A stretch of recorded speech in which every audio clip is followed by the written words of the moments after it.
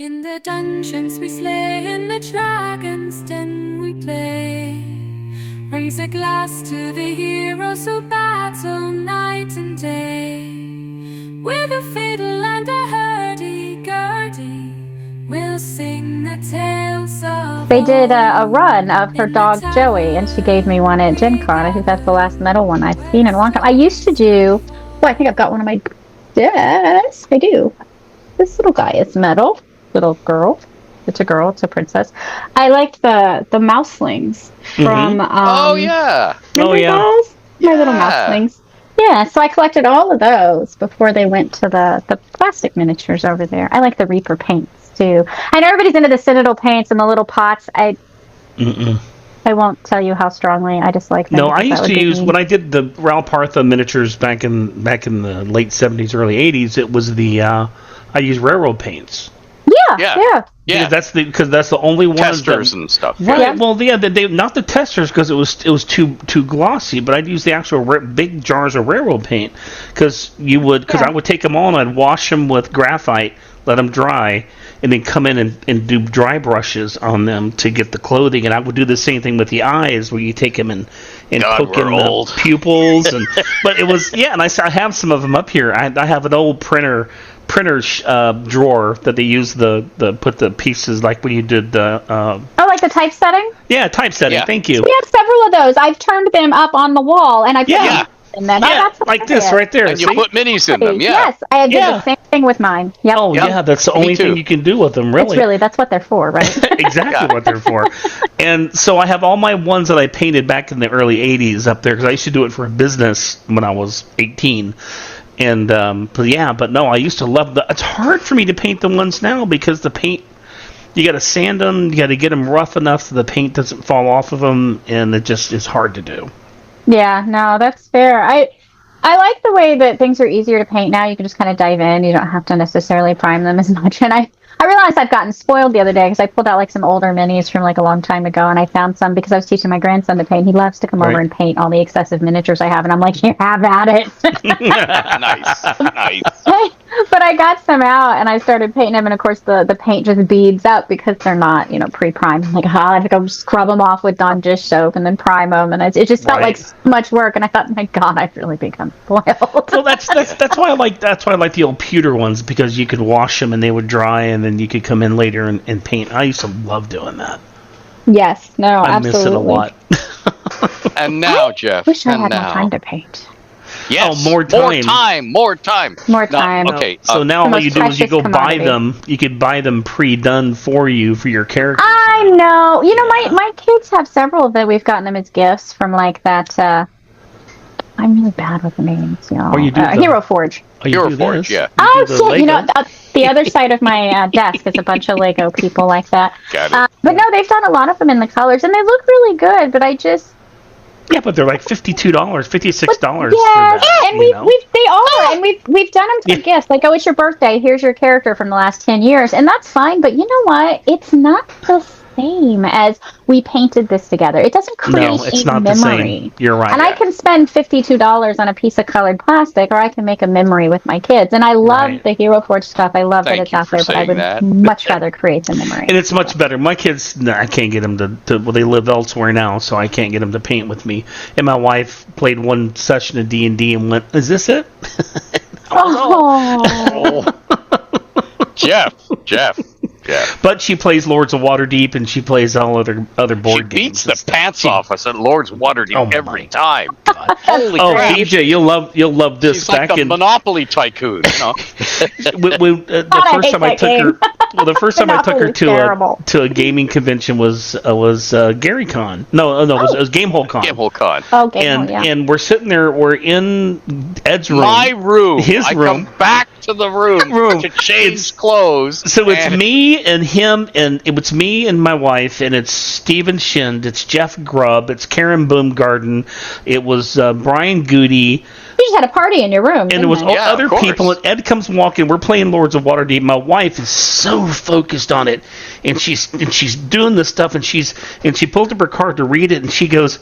She's looked at it and she goes, who the hell comes up with these names? These are so hard to pronounce. And Ed's standing behind her and goes, Sharon, that would be me. beautiful. I love it. That's But great. you know That's what was so killing great. me for that moment? You know that moment in the Marvel movies where Captain America and the Falcon are running around the track? Yes. Oh yeah, Says- on he your says, left, yeah. on your six. Yeah. She's doing that to all of them. She's like laughing. She's way ahead of everybody every time. It's like She lapped. Holy crap! She lapped, and she didn't know she was winning. And Steven Shen finally goes, "Sharon, do you have to need to win by more than 30 points?" Yes. But the funny part was, when we would play, Jeff Grubb would pull the card. He'd say, "My fighter, runs into the citadel and saves the blah blah blah." My wife goes, "Black." That was it. Give me 2 black. And she regularly beats me. I think I've won maybe 4 games with her out of the hundreds we played. There are some games that we're just good at. There are some. Most of my family will not play Scrabble with me. It's my favorite game. They will not play it with me. My God, that's the shame. I've been playing it since I was really small. So when I was little, I was all over the place quite a lot, and when I was very, very young, like 4 and 5, I was hanging out with a family quite often. I was at their house, and the woman in charge of the house there, she was very much into treating children as just innocent intellectuals. She never dumbed anything down. She never told us we couldn't do anything because we could learn anything. And so I was, not even really much into elementary school, and I was trying to play Scrabble and Pente and kind of stuff like that. So I just, I guess I got relatively good at it. I know there's plenty of people out there that are better at me too. But my kids are just like, no, we're not. We're not interested in that anymore. I do have one son that will play with me, and every now and again he actually does win too. But that's actually the one that's in college right now with the dual major. But we started our kids at a young age. My youngest was 5. My oldest was 7, and we started playing Kill Dr. Lucky. I don't know that one. You never heard of Kill Dr. Lucky? Oh, it's cheap-ass games. Oh, cheap-ass games. You will love the game. It's basically you're wandering around this old house, and it's reverse Clue. You're not trying to find out who killed Dr. Lucky. Clue. You're trying to kill Dr. Lucky. Oh, no, I do know this game. Yes. Okay. I remember it now. Yeah. Yep. Yeah, my sons would love. They loved that game. Oh my God, it was so much fun. My oldest son, his favorite game was Monopoly. And I don't know where I went wrong that his favorite game was Monopoly. Monopoly. It's so generic. I hate that game with a passion. I hate it. I played it for years because I did my best. That's what moms do. And he'd be like, "Mommy, can we play Monopoly?" And I'd be like, "Of course, honey." You sure you don't want to play Munchkin or literally anything but this? But no, we play every game under the sun, and I have just somebody gave me about $1,000 worth of board games I need to go through. What's your favorite one these days? Like, what's your current favorite? I cycle through board games. What are you currently playing? Right now, my wife and I together, because since we're the only ones here, we like playing. What is it? The one with the gems. Could be a lot of different games. It's a game of you collect gems. What's it called? I can't think of it now. It starts with an S. I'm so bad. For me, it's who you're playing with. Right. Because a group has a favorite, like Lords of Waterdeep for one group. The original Arkham Horror. Oh wow! Box. I haven't played that in a long time. Yeah. It's all sorts. It's who likes to play that particular game, and you get together in this nostalgia time. It's true. That's true. It's 100% true. I think there are certain groups that you're like, oh, we just really play Hero Quest or whatever it is. I've never played Hero Quest. Now we've done the whole Munchkins like crazy. Terrible. I've never played Hero Quest. That's shameful. I know. Yeah. I know. Well, here's the thing. I'm very disappointed in you. I know. I am too. My oldest son, I tried to get him to play D&D and stuff, and he just wouldn't do it. He loves watching the stuff on TV, but he won't play it. My youngest son refused to play it until I introduced him finally one night to play, and now he writes his own campaigns. Oh, I love that. He has a paid game that he plays once a week. He has other games he plays in, and he's written his own world and everything. So gods and all this. So he's really into it.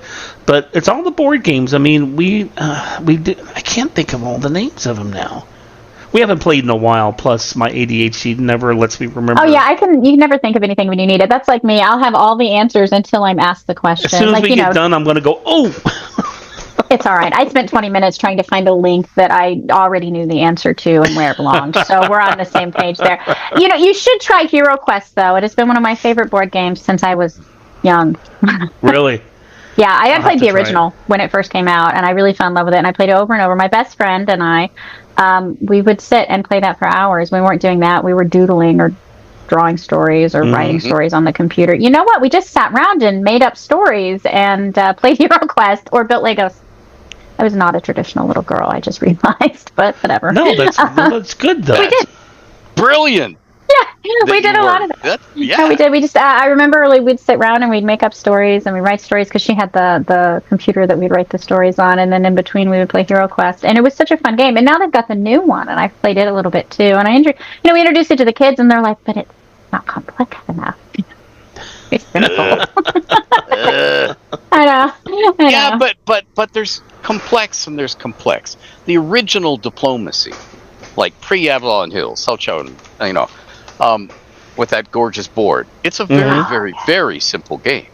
It's true. But of course, it's all the intrigue and the people involved. And but you have to be careful how you play it, because although we don't actually have men in trench coats and fedoras coming to the door because they've intercepted a telegram that says, I will support France invading Belgium. And they're going, excuse me, sir, we have a few questions. But I mean, that sort of thing still goes on. It's like, you have to be careful how you play that. It's like playing Assassin, which was the old, photograph a person and water pistol. Not a good idea to play in public for obvious reasons. Probably not. Yeah. But I mean, there were the actual game is simple, but the actual playing of it, it's like. All right, so Ed is playing. We're still not sure. It depends on who he's playing with, right? Yeah. I think the original question was, what is everybody playing now for board games? For board games, right? Okay. I'm just trying to remember so that I have an answer when it's my turn to answer my own damn question. One of the games we play is Secret Hitler. You ever played that? Oh, yeah. Yes. In fact, one of my good friends is like the only employee at Secret Hitler. Their name is Maya. Really? They're the community manager for Paizo. I don't like. I'm not super familiar or play it every day or anything. But yes, I know. Oh, I don't play it every day, but it's a fun game. There's a bunch of spy games like that we like to play. But what's your favorite game, BJ? Oh God, I don't have a favorite anything. I have on any given day, it's my favorite thing for a minute, and that will change. Like I don't have a favorite color. God, don't ask me what my favorite book is. It's just you'll just be here forever. But I do have like stages, and sometimes I go through like these really like I had a Flamecraft stage for a while. I really wanted to play that all the time. But really embarrassing. The thing that I'm really obsessed with right now, it's not the world's newest game, and it's not even very like gamery, but it's Azul.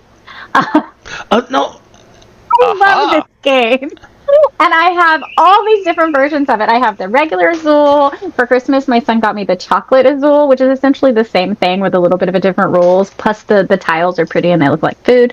And then there's the Queen's Garden, which I've got that. And then there's an expansion, the one I played this morning, where it's the expansion board, so you get the little plastic overlays, and then also you get like ×2 on your board or whatever. So there's just all these different ways to play the same game, and it's like Sudoku tiles, sort of. I really love the game, and it's weirdly become an obsession of mine. I'm just about every day if I can. I'm like, who wants to play this game with me today? I'll have to check it out. I've seen really it before. Fun. So it's really fun. We can keep her here forever. So, what's your favorite book, BJ? I refuse to have a favorite book. I can't pick. There's so many. I have thousands of books, and I read hundreds of them every year. I I have a general obsession with the Fourth Wing book. If you want something a little newer, Rebecca Yarros did Fourth Wing, and I really, really love it. Obviously, I like Dungeon Crawler Carl quite a lot. I love the Blood and Ash series by Jennifer Armentrout, which is very good. But it's very spicy. If you're going to read Fourth Wing or the Blood and Ash series, it will be spicier than the books that Ed Greenwood grew up with. Oh yeah.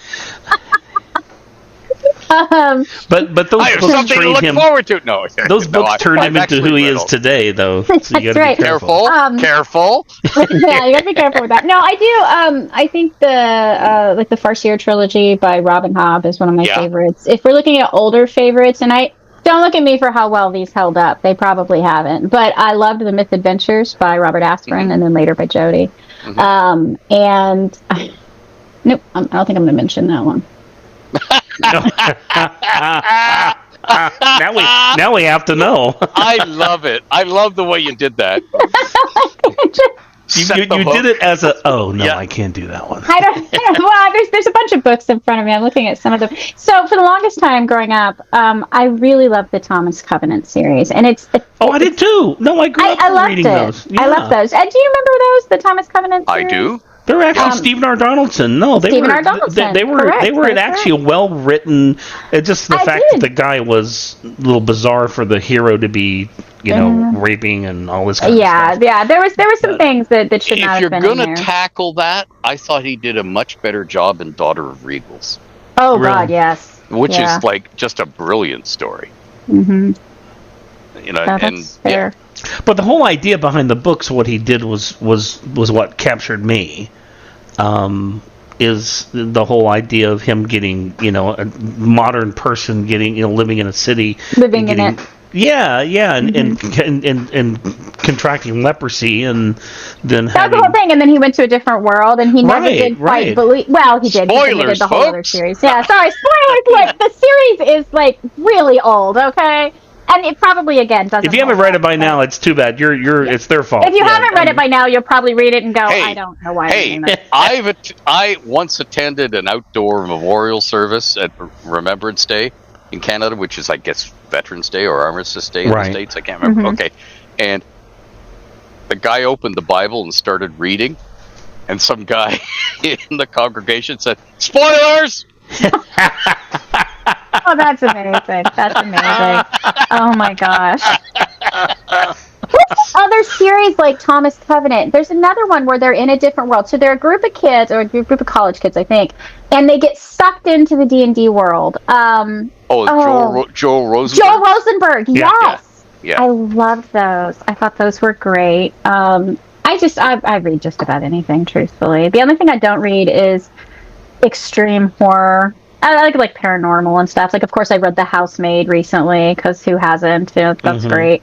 But I don't like the really icky horror. You don't like bloody horror. You don't like the gore. Yeah, honestly, what I don't like is Saw. I don't like things where like people are disturbingly mutilated and injured for no good reason. That's the whole thing. Saw is just it's horror for horror's sense. It's not. There's no theme behind it. Yeah, it doesn't feel like there's a good story there. I don't know. I never got into that. I don't like things where that kind of sort of thing happens. And I remember there was.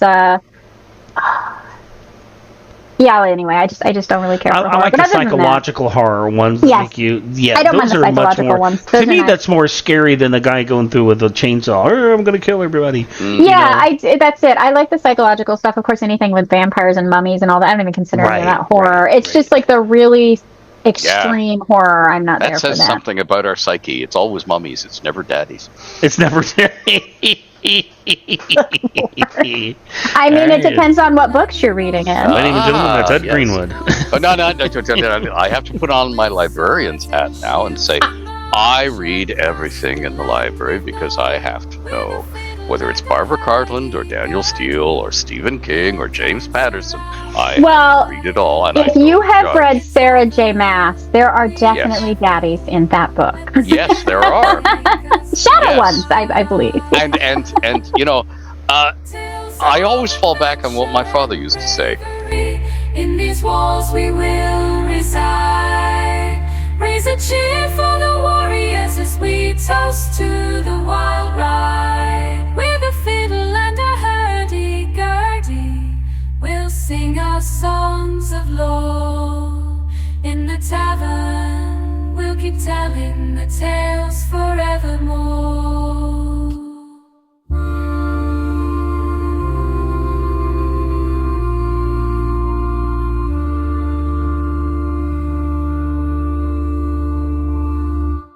Eyes meet a crowded room, heart skips a beat.